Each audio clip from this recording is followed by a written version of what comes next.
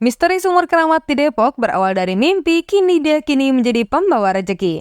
Kota Depok seakan tidak pernah berhenti melahirkan beragam kisah unik dan menarik untuk diperbincangkan publik. Seperti misteri sumur yang berada di Vihara Gayatri ini, diklaim memiliki banyak khasiat yang sudah dibuktikan oleh para pengunjung. Lokasi vihara ini terletak di Kelurahan Cilangkap, Kecamatan Tapos, dan sudah berdiri sejak tahun 1983.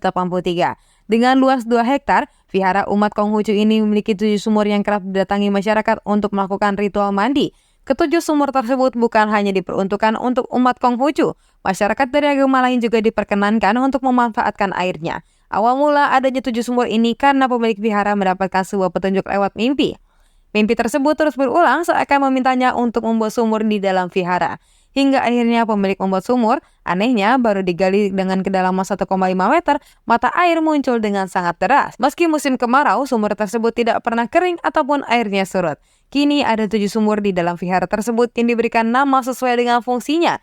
Seperti sumur Sri Ningsih sebagai penerang lahir batin, Sri Waras untuk kesehatan, Sri Lungguh berfungsi untuk kedudukan derajat. Ada juga yang bernama Sri Kunarati Kumajaya yang airnya diyakini bisa membuat seseorang mudah mencari jodoh. Kemudian ada Sri Rejeki sebagai pembawa rejeki, Dewi Sri Mulyasari untuk pengobatan, dan terakhir Sri Poncowarno yang berfungsi untuk menolak malapetaka. Biasanya masyarakat akan mandi untuk mengambil air di sumur yang sesuai dengan kebutuhannya. Ternyata bukan cuma Vihara Gayatri yang punya sumur keramat. Di tempat lain juga pernah ada di Depok, ada sumur keramat yang berjumlah sama. Berlokasi di kawasan Beji, sumur keramat ini diyakini sudah ada sejak abad ke-16. Sumur ini merupakan sebuah situs peninggalan tokoh penyebar agama Islam, Mbah Raden Wujud Beji. Dalam cerita yang beredar di masyarakat, wilayah Beji dulunya adalah area pertanian yang sedang dilanda kekeringan. Hingga akhirnya Mbah Raden Wujud Beji turun tangan dan membuat sumur yang berjumlah 7 dan tersebar di beberapa titik.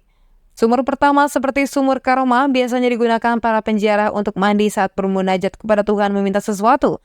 Kedua, sumur Kejayaan karena dulu di awal keberadaannya digunakan masyarakat untuk mandi dan kebutuhan lainnya. Ketiga disebut sumur Pengasihan. Di tempat ini, air biasanya diambil oleh para wanita untuk keperluan acara pernikahan. Keempat, sumur Perkara. Dipercaya airnya bisa menyelesaikan suatu masalah yang dihadapi oleh seseorang. Kelima, dinamakan sumur suci. Saat itu, tempat ini dipergunakan para penjara untuk berwudu. Sumur keenam dan ketujuh disebut sumur air anugerah. Biasanya penjara akan mengambil airnya untuk keperluan pengobatan.